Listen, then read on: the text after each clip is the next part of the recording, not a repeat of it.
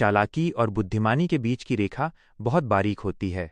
कभी कभी जिसे हम अपनी सबसे बड़ी जीत समझते हैं, वही आने वाले समय में हमारी सबसे बड़ी हार बन जाती है। जिम्मेदारी से भागने का रास्ता पहली नज़र में बड़ा लुभावना और आसान लगता है, पर क्या आपने कभी सोचा है कि शॉर्टकट का वो पानी हर बार बोझ को कम नहीं करता? कभी कभी वही राह कुछ ऐसा मोड़ लेती है कि हल्का दिखने वाला सफ़र भी सबसे कष्टदायक बन जाता है। आइए स्टोरीविटी पर आज सुनते हैं एक चतुर गधे की ये दिलचस्प कहानी, जो हमें सिखाती है कि आखिर क्यों ईमानदारी की थकान चालाकी के सुकून से कहीं ज्यादा बेहतर और सुरक्षित होती है।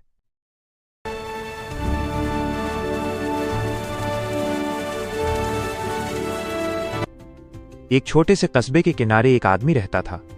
उसके पास कुछ गधे थे। वही उसका संसार थे, वही उसकी आजीविका। सुबह होते ही वो उन्हें तैयार करता, उनके ऊपर बोरियां लादता और व्यापारी के गोदाम तक ले जाता।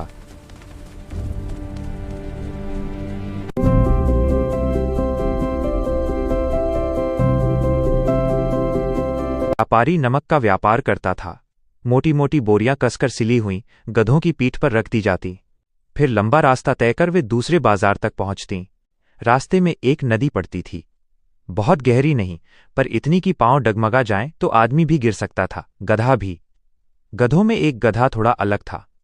उसकी आंखों में एक अजीब सी चमक रहती थी। वो बाकी गधों की तरह चुपचाप चल तो देता, पर भीतर कुछ सोचता भी रहता था। एक दिन जब नमक की बोरियां उसकी पीठ पर लदी थीं, नदी पार करते समय उसका संतुलन बिगड़ गया। वो फिसलकर पानी में जा गिरा। नमक की बोरियां पूरी तरह भीग गईं। जब किसी तरह उसे बाहर निकाला गया और यात्रा फिर शुरू हुई, तो उसने महसूस किया कि बोझ हल्का हो गया है।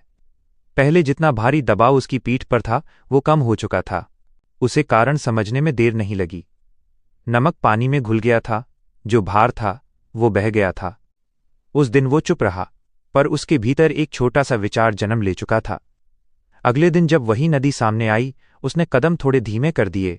उसने पानी को देखा, फिर अपनी पीठ पर बंधी बोरियों को, और फिर बिना किसी घबराहट के जानबूझकर पानी में उतर गया।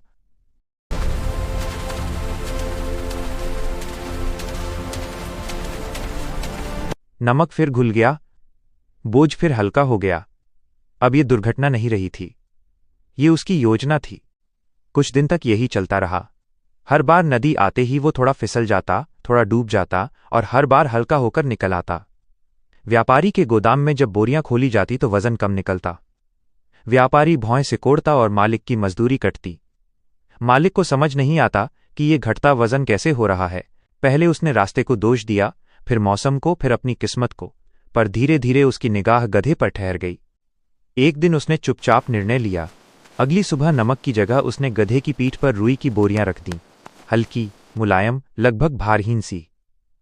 गधा भीतर ही भीतर प्रसन्न हुआ। उसे लगा, आज तो पहले से ही कम वजन है, नदी में उतरते ही सब और हल्का हो जाएगा। जैसे ही नदी आई, वो फिर उसी आत्मविश्वास के साथ पानी में उतर गया।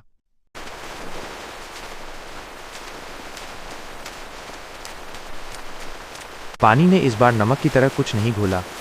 उसने रुई को सोख लिया। रुई फूल गई, भीग कर भारी हो गई। बोरियां कई गुना वजनदार हो गईं। जब गधा पानी से बाहर निकला तो उसकी चाल डगमगा रही थी। पीठ झुक गई थी। कदम उठाना कठिन हो गया था। हर कदम जैसे धरती में धंस रहा था। उसने पहली बार जाना कि पानी हमेशा राहत नहीं देता। वह किसी तरह गोदाम तक पहुंचा। इस बार उसकी आंखों की चमक गायब थी। उस दिन के बाद उसने नदी को अलग दृष्टि से देखा। वो समझ गया कि हर चालाकी बुद्धिमानी नहीं होती। कभी कभी हम जिस रास्ते से बोझ कम करना चाहते हैं, वही रास्ता बोझ को कई गुना बढ़ा देता है। उसके भीतर जो गर्व था कि उसने व्यवस्था को मात दे दी है, वो धीरे धीरे पिघल गया। अब वो नदी के पास रुकता नहीं था, सीधे किनारे से निकल जाता, नमक की बोरियां पूरी तरह पहुंचाता। उसकी चाल पहले जितनी तेज नहीं रही, पर स्थिर हो गई। उसने सीखा कि जिम्मेदारी से भागने का सुख क्षणिक होता है और जिम्मेदारी निभाने की थकान स्थायी शांति देती है। कहानी गधे की है, पर प्रश्न हमारा है, हम कब नदी में जानबूझकर उतरे थे? और क्या हम समझ पाए कि पानी हर बार नमक नहीं घोलता?